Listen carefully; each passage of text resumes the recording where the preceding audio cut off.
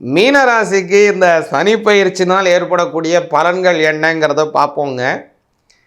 மீனராசிக்கு பார்த்தீங்கன்னா இதுவரை 12ல் இருந்தார்.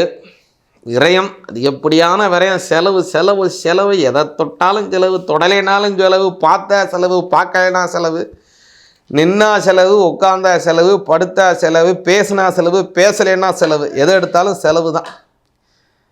இப்படி போயிட்டு இருந்த செலவு காலம் இப்போ என்ன ஆகி போச்சுன்னா அப்படியே கொஞ்சம் குறையுது, செலவு குறையுது, கட்டுக்குள்ளே கொண்டு வந்துடுவீங்க, கொஞ்சம் ஓரளவு முயற்சி பண்ணிடுவீங்க. கொஞ்சம் கடன் அதிகரிக்கும், வரக்கூடிய சமயம் கொஞ்சம் கடன் அதிகரிக்கும்.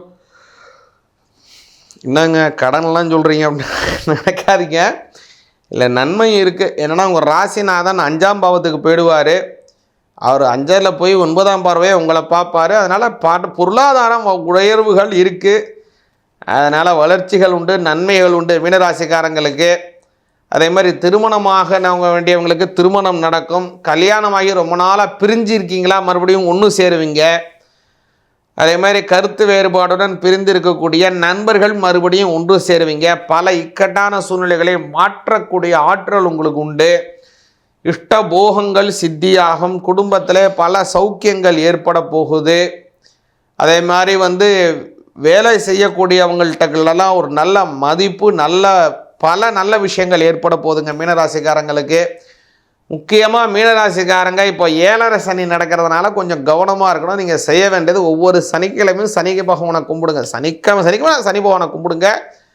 ஆஞ்சநேயருக்கு வெற்றிலை மாலை போடுங்க. ஆஞ்சநேயருக்கு ஏன் வெற்றிலை மாலை அப்படின்னா, ஆஞ்சநேயர் தான் முதல்ல போய் சீதாதேவியிடம் ராமபிரான் வெற்றி பெற்றார் அப்படின்னு சொன்னார். அதனால் அந்த வெற்றியை சொன்னதுனால தான் ஆஞ்சநேயருக்கு அந்த காலத்தில் ராஜாக்கள்லாம் ஒரு தான் நல்ல செய்தி அப்படின்னா அந்த பொன் ஆபரணம், பொருள் ஆபரணம், கழுத்தில் போட்டுருக்க நகைகளை அள்ளி போடுவாங்க. தங்க நகைகள்லாம் இருந்தால் எதனால் கவலைப்படாமல் அள்ளி போடுவாங்க. ஏன் அப்படின்னா அந்த இன்பகரமான செய்தியை சொன்னதுனால, வெற்றியான செய்தியை சொன்னதுனால.